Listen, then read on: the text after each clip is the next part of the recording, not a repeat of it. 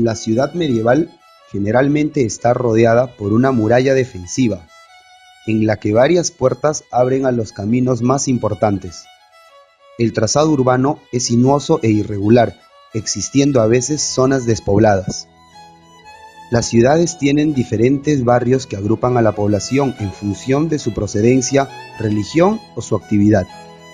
El desarrollo económico de algunas urbes, especialmente las dedicadas al comercio, hizo que se construyeran nuevas áreas. En estas, las viviendas podían alcanzar 2 hasta 3 plantas. Las partes que componen la ciudad medieval son normalmente la muralla, con sus torres y puertas. Dentro de ella, calles y espacios afines destinados a la circulación de las personas. Asimismo, se levanta una gran masa de edificios, donde son destinadas para el uso de viviendas. Este concepto de circular la ciudad no es ajeno a nuestros tiempos. Hoy en día podemos ver muchos casos en los que residencias, condominios son cerradas bajo un muro perimétrico o por rejas. Esto en la Edad Media tenía un fin netamente militar, por el tema de la seguridad. Ahora, en pleno siglo XXI, no estamos muy alejados de ello. Estos muros nos sirven como seguridad, dándonos confort y tranquilidad a las personas que habitamos en ella. El centro de la vida urbana lo ocupa la plaza en la que se sitúan los edificios más representativos. Estos son altos, con balcones en piedra que se alzan a la calle. De la plaza parten un sinfín de calles, algunas estrechas y tortuosas, siempre ocupadas por una intensa actividad. En ellas se desarrollaba buena parte de la vida diaria de la comunidad: comprar, vender, pasear, relacionarse. Sin duda, el mercado era el centro económico y social de la población. Si echamos un vistazo a nuestra ciudad, podemos observar que los centros comerciales han contribuido de igual o de alguna manera al desarrollo urbano o en todo caso a su entorno. Con esto, el efecto inmobiliario tiene mayor demanda, revalorando los terrenos que están a su alrededor. Cuando empezamos a construir al frente nuestro, en Ancash, tú veías primeros pisos, la típica sin tarrajear, todo como a medio hacer. Ya. Esos primeros pisos ya están terminados, pero está muy bien porque eso hace que la zona vaya despegando, contagiada por este cambio del centro comercial.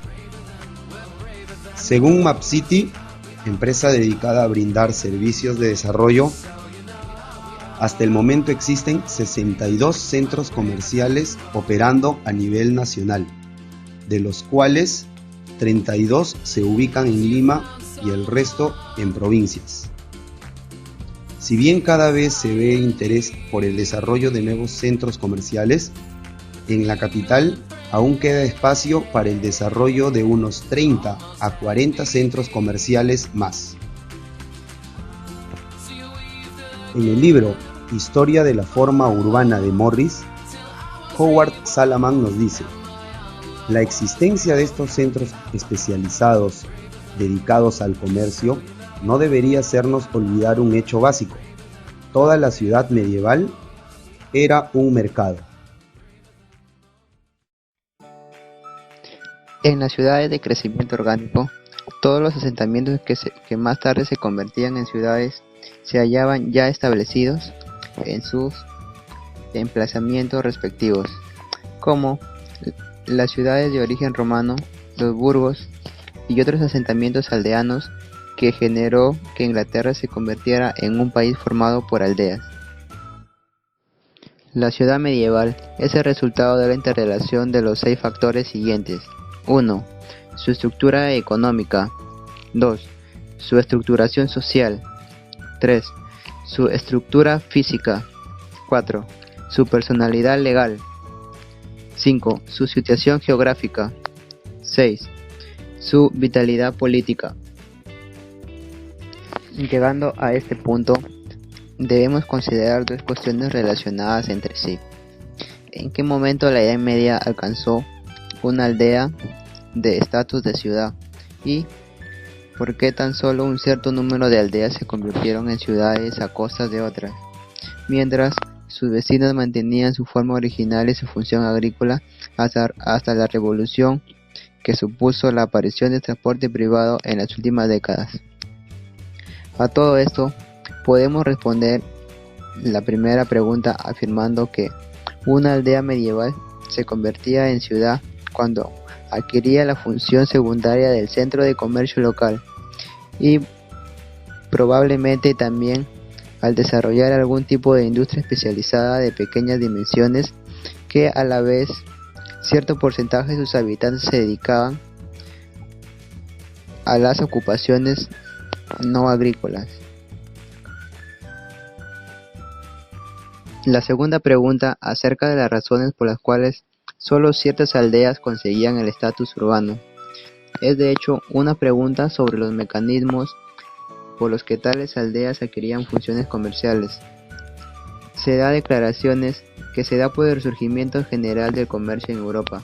Algunas aldeas se convirtieron en centros de comercio porque estaban convenientemente situadas en carreteras de paso y atraían a la clientela a lugares naturales de parada. Basándonos en esta teoría, tenemos los 6 factores como ejemplos en la ciudad de Lima. Su estructura económica se da a través de los mercados, la artesanía y el comercio. 2. Su estructuración social se basa en los artesanos, comerciantes y los clérigos. 3. Consta de su estructura física, que se da a través del trazado urbano y los edificios públicos. 4. Su personalidad legal, que se basa en la constitución, organismos legales y circunscripciones administrativas. 5. Su situación geográfica, que nos habla de las comunicaciones terrestres, los puentes, puestos de parada y puestos de reabastecimiento. Y por último, su vitalidad política. Las ciudades de nueva planta tenían orígenes políticos y la gran mayoría eran fundados con fines comerciales. Gamarra es un ejemplo de ciudad de nueva planta, porque en los años 50 Gamarra era una zonificación residencial proyectada a casas y pequeños edificios multifamiliares. Y en 1972 Gamarra ingresa a la era de las galerías, pues también había muchos otros negocios o giros que pudieron imponerse también en Gamarra, como terminales terrestres, continuación del mercado de abastos, incluso bares y locales de dudosa reputación. Pero producto de una resolución de alcaldía permitió el cambio de esta zonificación, convirtiéndola en grandes centros comerciales. Lima desde 1535 fue construida siguiendo un método de bástide en retícula, con un planeamiento de ordenamiento de la ciudad. En la actualidad el crecimiento de la ciudad no se basa tanto en la migración, sino en el natural crecimiento de la población de las barriadas periféricas. Nuestra ciudad capital ha registrado un crecimiento explosivo y desordenado en las últimas décadas, sobre todo la periférica. Pese a la evidencia empírica, aún no se encuentra con un plan urbano metropolitano que defina la zonificación, las vías de comunicación, las áreas de expansión, etc. El crecimiento no planificado de la ciudad origina un encarecimiento de la infraestructura y los planes de desarrollo urbano de aproximadamente el 80% de los distritos de Lima son instrumentos inconsistentes y no cuentan con un planeamiento. Buenas tardes, estamos con el arquitecto Ramos, profesor de la Facultad de Arquitectura de la Universidad César Vallejo. Arquitecto, ¿cuál usted considera que es la relación que existe entre las ciudades medievales en Europa, en nuestro país?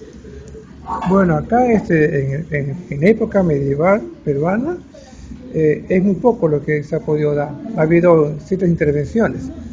Tenemos, pongamos, una idea probablemente de medieval cuando se ha querido hacer el cerco, ¿no?, de Lima Centro, cercado, con un intento de protección contra, ¿no?, las futuras invasiones.